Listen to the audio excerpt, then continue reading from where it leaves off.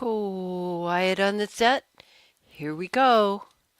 5, 4, 3, 2, 1. Hello, everybody. I'm DearMYRTLE, your friend in genealogy. Welcome to Book Club. I'm going to do something a little bit different today. This is going to be our last session. I'm sorry we missed last time, but in the chat, I am going to give you the link so that you may join the panel if you wish for this discussion. And I hope that Kirsten and Valerie might consider coming up so that we can speak on mic. This has been an odd book club because I announced it before we actually had we had 6 weeks of no internet because of the atmospheric floods and the catastrophic damage to our infrastructure here in Skagit County. Anyway, when you come in, don't worry, you won't be on the screen until I pull you up, but do come up. We're going to be starting with the construction basics from Elizabeth Shown Mills, a strip bear guide to citing and using history sources. Gwenny, you just arrived, I think. Anybody can come to the can come up and join the panel discussion with me. What I would like those of you who choose not to come up, I would like you to type a research conundrum, a citation conundrum rather. And Valerie's not going to join us because she's on the phone while driving in the car to the east part of the state. So I understand. But your daddy's sitting today and it's a bit noisy. He's hard of hearing, so the TV is loud. I have a clue for you, dear. It's called turn on closed captioning. That saved our lives when Dad was in that same scenario. I get it. All right. When I made a post about the strip bear guide and that we're on this section, Elizabeth responded, this is the really meaty part where we get down to the nitty gritty and we're going to craft some citations. I do have a slide or two to show you though. Okay, we're not dealing with sources. That was a previous slide, but we are dealing with these questions in this chapter when it comes to crafting a citation. We're beginning on page 61. There's the link to jump in. So of course we want to know who we're talking about in the citation, and we want to know what document we're citing. And we are going to talk about, we're going to want our citation to reflect when, something about when, like when was it published? Was it the 1940 census or was it the 1860 census, for instance? Okay. And another question we need to answer in our citation is where did you get that? Where is that citation? If it's the family Bible in my possession, that's different from if it was scanned on the and it was part of a website where somebody had it. Could have like let's say it's a blog post, an individual blog post, and there's the family Bible entry. It's possible for people to alter documents. It's not as reliable a standalone item like that on a blog post that somebody writes because we don't know the motivation of the author. But if it's part of a collection at Ancestry or MyHeritage or Find My Past or something like that, or from newspapers.com, we still have to consider the source, but where it's being presented in a group of that whole entire collection of parish vital records as opposed to individual cut out from that page. It could have been altered. That helps us determine where it is and helps us consider the reliability. But there's something more important other than the who, what, when, and where can we find it. And that is this question, which Elizabeth brings up on the bottom of page 63. So the details we need to be recording in our citations, aside from those first four W's, is why should we actually believe this? That should show up in our citations. So if it was on my blog and you never heard of me before, and I didn't give you a citation even, and I'm saying this is the Bible entry, it might be less reliable. And so seeing a person's website as opposed to, I'm not saying that genealogists fake things, but we have fraudulent genealogies that have been published in books, etc. And maybe my opinion of what I'm reading on that page in a blog entry that I might make could be off slightly because I'm just one person. There's also what is it? And when was it published more recently? So you could have a citation where, let's say, I'm talking about a family in the 1940 census. That's who, what, when, and where. The 1940 census household of Shirley Player, his wife Myrtle, and his son and daughters Glenn, Beverly, and Jack. And it's the 1940 census. But if where you saw it was at Ancestry or whatever as part of a huge collection, that could be fine. But if where you saw it was first in my blog and that's what you're referring to, you're going to have to make a layered citation and say that it was that I cited that it was part of the 1940 census images at Ancestry. But what you saw at that point in time was just my individual scanned image on my Dear Myrtle blog, for instance. Do you see the difference? But it has to do with context and believability. Oh, good. We're getting some suggestions for what to cite, and we're going to be very specific about this. So, so when we think about what Elizabeth would like to also see, there's who created it, what is the title of the collection, what is the descriptor about it, what is the place, who published it, date and year, and specific items about it, like what's within it. So she actually has 7 W's, not just who, what, when, and where, but why believe it. Now, why did I do this slide instead of the one of her 7 suggestions? Because that main part, why should we believe this, makes more sense to me than publisher, date, and place when I explained it to you like this. Yes. So the link I just shared is if you would like to come in and be on the panel with me today.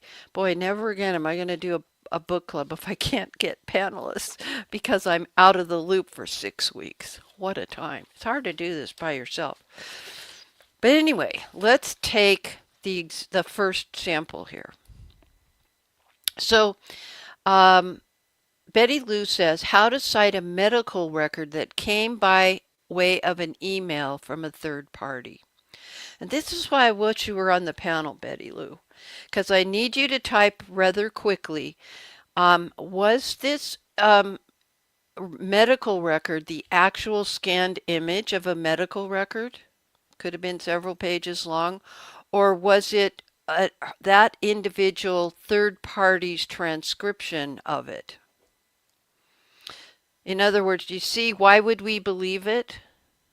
We know it's a medical record that we're citing. And we know that it came to you by email. But is it a transcription or is it the actual scanned image of a medical record, which has the diagnosis, the doctor, and all that, that the person just happened to have digitized and sent to you? Okay, so let me know. Oh, Betty Lou is coming in. Thank you. All right. So, Betty Lou, I'm going to pull you up and give you a minute here. Thank you so much. Okay, so there's a little echo, but let's just keep going. Tell me about this email. Was it a real document? It was a real document. What my sister, I'm going to go close some curtains. No, it's fine. Okay. No, stay there. It's fine. What my sister-in-law did was she sent me her copy of her request, of her of their reply, and then of all the medical records. Okay. So it's everything I would need, or everything I would do if I was to do the copy. Let me see if I can. So the document itself was, this came from the medical office. Okay, I received it through my sister-in-law. She Okay. received it straight through the medical office. Okay, and you can tell from the paperwork, like it's their letterhead or something? Yes. Okay. Let's So, see. I have the archive letter she wrote. I have let's see. The archive letter that she wrote, and then what they wrote back to her with their letterhead. okay, and then did they provide a document or did they transcribe in their letterhead something from their medical records? As far as I know, it is a copy of their medical records. Okay, because that does sometimes happen where they will have letterhead, and when they put it on the photocopy machine, they put the letterhead, they put the medical record there and the letterhead on top, so it's all part of it comes across as one document. No, this is several pages of actual medical copies of the actual medical Okay. record. Okay. So you don't even actually need to mention that you received it from your third party by email. Okay. Does she? Now let me ask everybody else out there, do you agree with me on that? Raise your hand, yes or no out there. Let me know. Would I put that at the back and at the bottom saying originally received from? No, you don't need to mention that Okay. I just because need what you're looking at is the actual documents. yeah. So you need to cite that first. So Okay. it's the hospital Well, it'd be and Pennsylvania State Archives. okay, Pennsylvania State Yeah. Archives, and then medical records of blank, dated such and such, and the cover letter has the date that it was transmitted, And okay. and which is different from the date of the event Yeah. of the medical service. So cite what you're seeing, but I would say after you completed your um, where is it? Where does it exist? It's digital. And it's in the private collection of, and you could mention your sister or whoever that Okay. third party is. So Okay. the main thing is this is what you're looking at and this is how you got it. So you didn't go to the archives, and the archives, even if the archives wrote to you, it's the digital images are in your possession. So I would cite it like I would say a military pension I got a copy from NARA from, or land records I got from BLM. Which is different from when I went to the National Archives and got my Civil War pension Yeah, file, and I'm now dealing with this one page that I'm sharing in a blog post because I actually went there and held it versus what was given to you. And part of that makes sense from, let's take the Nara example, because when I photocopied front and back of every single page, whether it was blank or not, and they were in the order it was in that. Clearly, people had rearranged things. I yeah, didn't realize that till later because when I was at the archives, I just could go with it, with a file this thick. I just photocopied every single page. Um, and later realized that this went with that deposition. You yeah. know, they were out of order. But when the National Archives does it, there's two kinds of copies that they will send you: the complete file Hmm. and the selected records from that same file. Yeah, So when you create a citation for NARA, that it came from NARA, um, and you need to specify if it was, the selected records from the pension file. Those are the two categories for ordering that kind of a thing. All right, let me bring this up. Valerie's saying, I got a baptism record for my siblings from the church. I stated the citation for church baptism record. Oh, started the citation for church baptism record and then followed, well, this is a good thought, received via email, subject line, and the date you received it. okay. That's a possibility. And yes, what we are talking about is what is the provenance? What's the chain of um, what do they call it in the police department when they know who's the chain of custody? We want to know if anything could have slipped in on the side. An extra presidential citation on our Civil War ancestors research or something. But anyway, for Valerie, that is the way she knows how she got the baptismal certificate since she didn't go to the church by herself on a trip.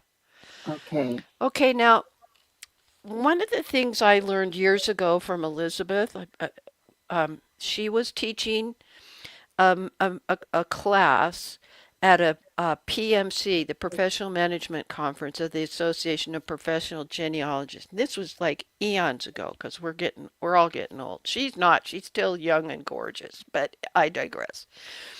And she had us. We were arranged sitting like eight of us around a big circular table, and there were 10 or so tables. And she gave each table a research challenge to cite. These are the document. This is the document.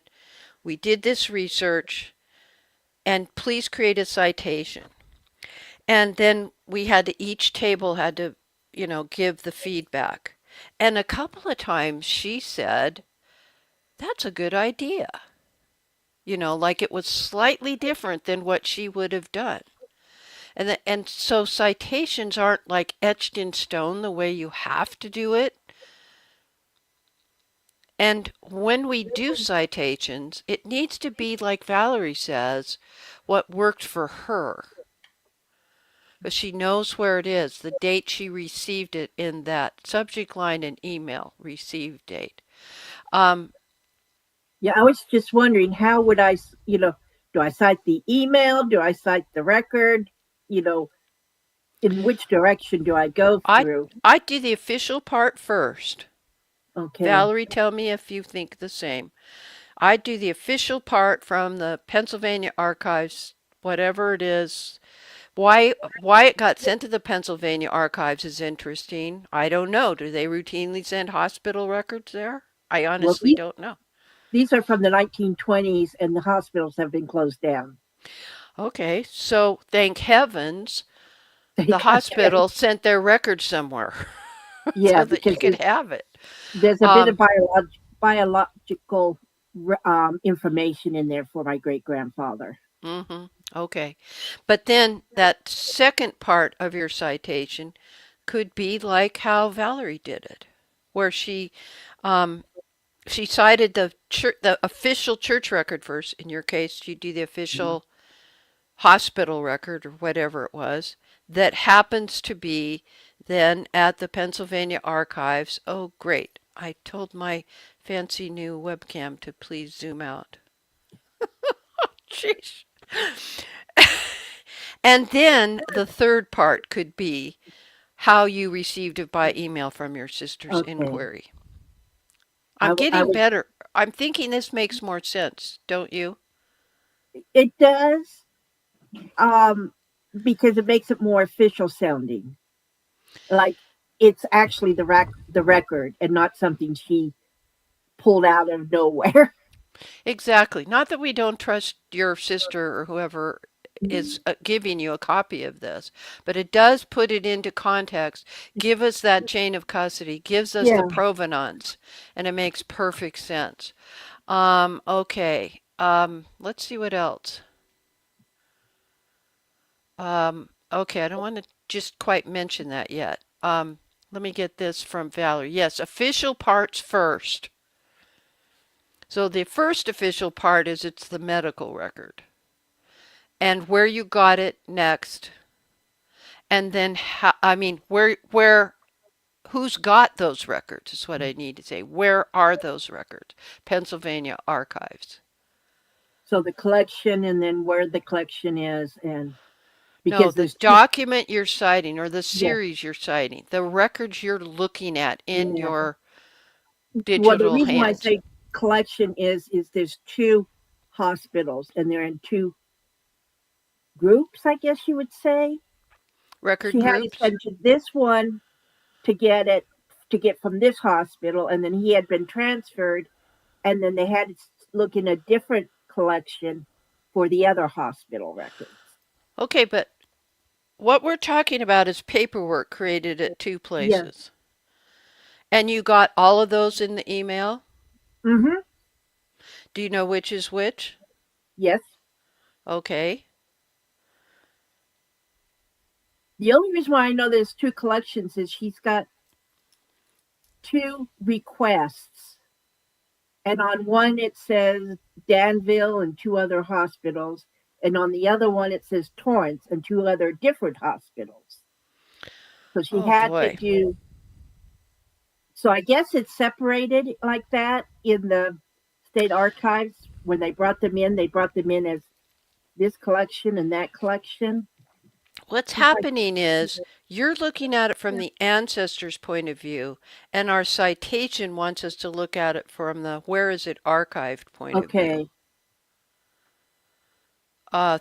Tell me people in feedback and in comments if we're thinking better this way. Because actually what you got were two separate things because they're in two separate record groups at the archive. yeah, So if somebody were, I mean, Elizabeth says we cite things for our own understanding of the reliability of something, not because of who comes afterwards. Although I disagree. I think it's also for who comes afterwards. Like, I'd want to go look at the other records. Not yeah, just, I mean, because now I know that they have them from those two hospitals. And if you'd blogged about it and somebody, had typed in that hospital name hmm, on Google and they came to your blog about it, they'd want to know where those records were yeah, found. Yours were just a small part. Maybe their ancestors' part, their records are there. yeah, So you're going to have two citations at least. yeah.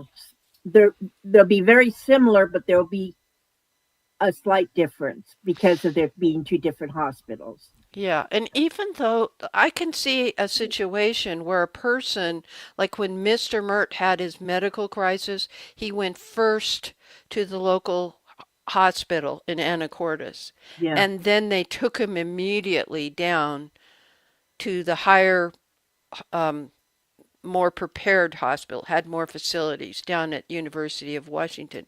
But what came with this and was part of his file down there at University of Yeah, Washington Medical Center included paperwork of what the assessment was at the first hospital. yeah. But it wasn't the full record. So I've got that slot. When he transferred, there is a slight kind of synopsis or Abbreviated. Yeah, abstract yep. that went with him, but I've got also the complete records from the first hospital too. Okay, and that's a third citation because you got the Yeah, two hospitals, and now you've got the more specific one that fed into one of the yeah, hospitals. But, and yeah. Well, no wonder you've had research or citation challenges because you got to think of it um, honestly, how another person would be able to look up those yeah, various hospital records. yeah.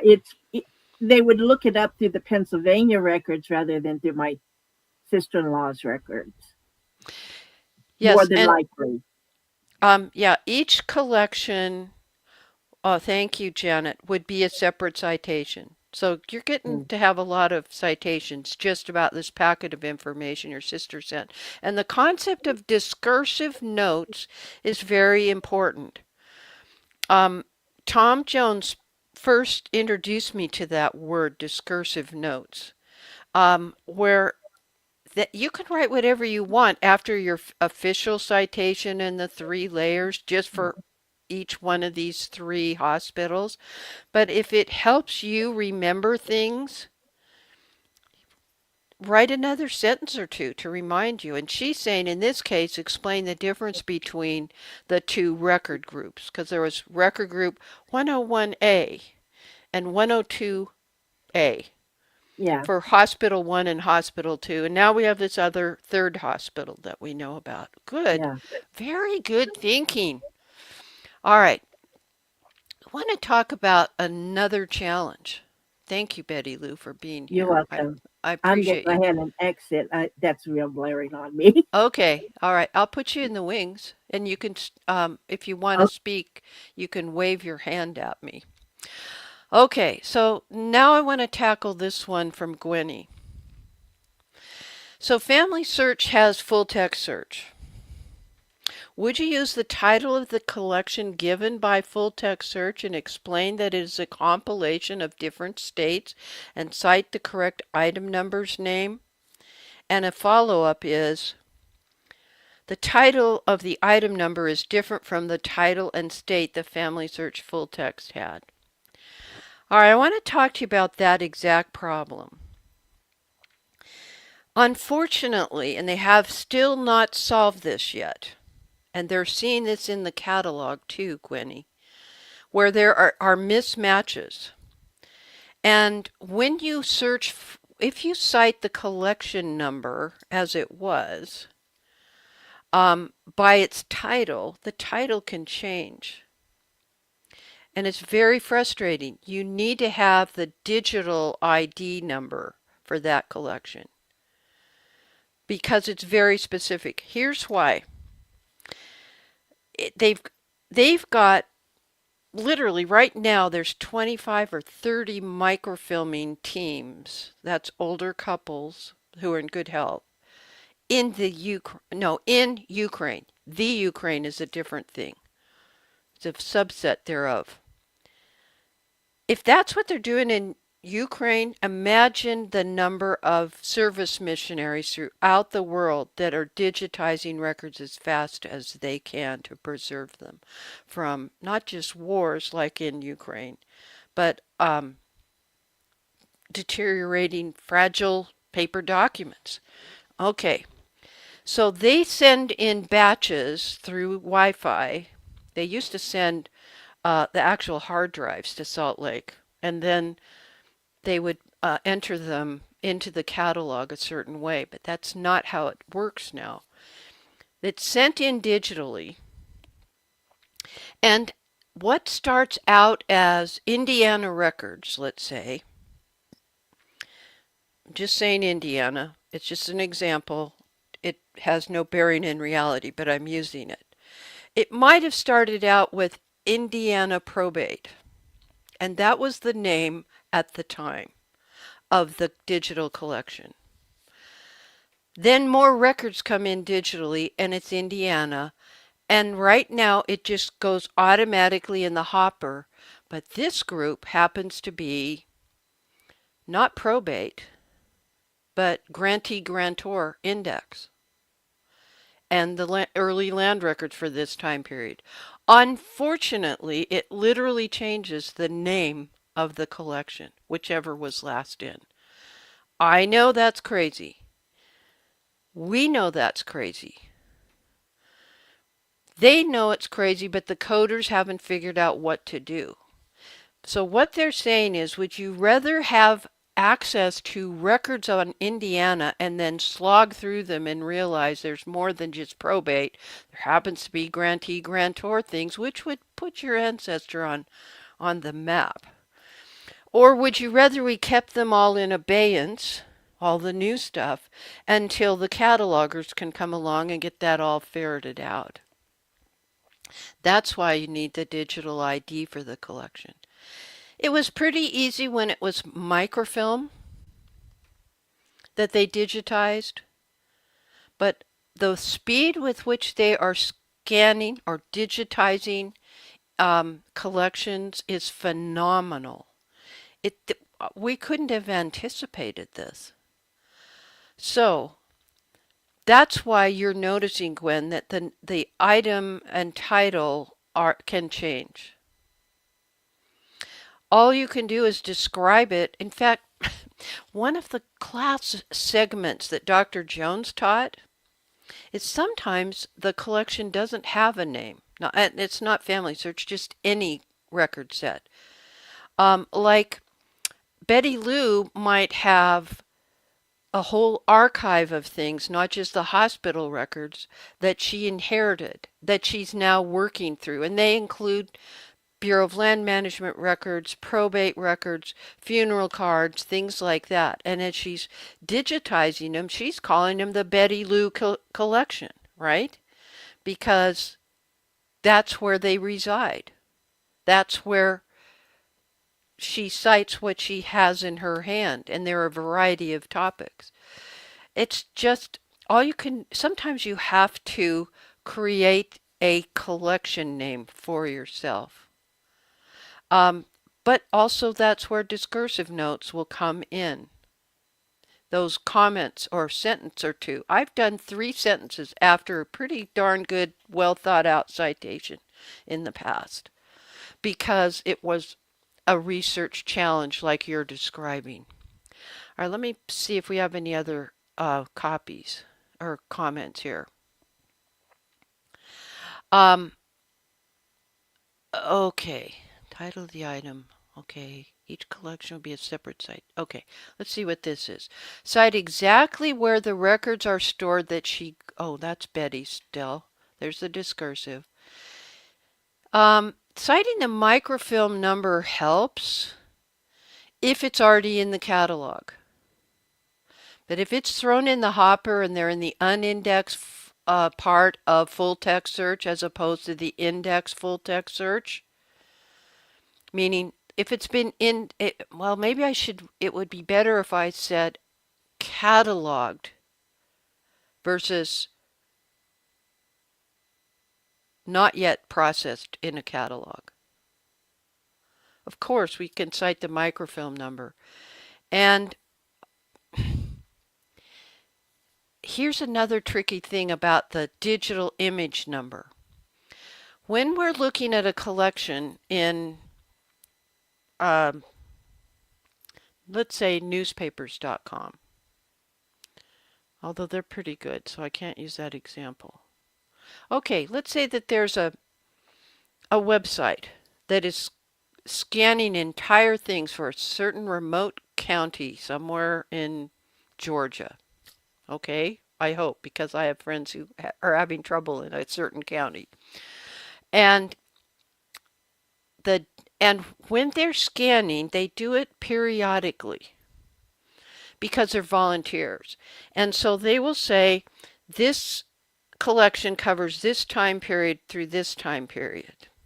And so then there's all these images, and each individual image and a cover image has an image number. Okay, then they keep going. They may add an image that really does belong in this part, this first time period. I literally have looked at a microfilm and it was one item on the microfilm. So it wasn't like it was a second or third item where it was subsequent filmings or anything. And they started adding other records and they were out of order date-wise. Chronological order was off. So the digital image number could be changed. That's why it's really important that we need to put the web address and the date accessed. Because if somebody else comes by 10 months or 10 years later and they look for that digital image number from that microfilm number or whatever the title of it is, and they can't find it, they're going to say, oh, that was 10 years ago that she saw it, so think it probably is still here, but things got rearranged. I want to pull up this one post from Elizabeth Schoen Mills and talk to you about it. Because she, at the bottom of her page, let me share the screen. Am I sharing my screen? I will be in a momento. Okay. So we are at evidenceexplained.com, and I'm, when we were in the green room, my Miles wanted to talk about citations, and he suggested we look at a website to help us with our citations. And I said, I'm trying really hard to keep this focus on Elizabeth's work. At the very bottom of every post she makes, okay, I'm scrolling down, she puts a citation of where to find something. So she used this citation. Well, let me zoom way, way, way in. Okay. Sorry, close your eyes, I'm getting there. But do you notice that she put a very, oops, that's not, this one she did a good job. She said she downloaded it from Ancestry on such and such a date. And the database with images was called by Ancestry Kentucky Death Records 1852 to 1965. Okay. But let me show you how she prepares a citation for her own blog post. Normally, she says, just put Ancestry.com or FamilySearch.org. Don't put a lengthy, very detailed, get right to the point URL. And what she's doing is discussing the last thing I wanted to mention before we go. And that is about persistent URLs. Now, most websites, and Cindy Ingalls will tell you this, Cindy's List, that her hardest problem to deal with probably is when people like like Ancestry, they decide to rearrange the folders of where they keep things on a hard drive. So that's why she wants us to normally just use Ancestry.com. On her own website where she has control like this, she has given the very specific URL to exactly this lesson, thinking through an Ancestry.com citation, because she has control over this and knows that this is a persistent URL. Yeah, Hillary. Hi, Hillary. Oh, by the way, you can come on in. Let me get the link. Anyone can come in. Websites are always getting updated. And, but that's why you will see in her citation, she recommends just Ancestry and then give the best possible description of what something is. And Yet on her website, she didn't do it, just evidenceexplained.com. Does that make sense? Um, so Betty Lou, she's stepped away, so I won't pull her up, but she said, um, well, we've got to finish the rest of these comments, so let's do that. Um, okay. Okay, we did that one. Number taken on from the black box at the beginning of the item of the digital image itself. Yes, where it'll introduce what is coming up, and then the last one will say end. That's a possibility. Betty Lou is saying, I have many records I found before things were digitized, so when I went back to update my citation, which she wasn't expecting us to do, but it's good when we can do this, Betty Lou. Good on you, kiddo. She went back to update and to get it by the original microfilm or catalog name and film number. That can sometimes be challenging. Yeah, that's okay. Just watching today is perfect. You helped this morning so much as my co-host. I appreciate you. All right, so have we actually, I hope we've solved a couple of research conundrums for people. And why do I say research conundrums when we're building citations? Because the whole point of a citation is to do it first, to look at what have you actually got in your hot little hand or your digital hands. And by the time we got to talk with Betty Lou, and thank you for coming on because it would have taken us forever to get all this by you typing it in, Betty Lou. We're two main hospitals, some of whom from a third hospital, synopsis versions of what took place. What was the DX, the diagnosis, or what were the indicators, what was the blood work, etc. Came from a third hospital. But when we are crafting the citation, before we actually, it's majorly part of our analysis of what information items are showing up in that paperwork.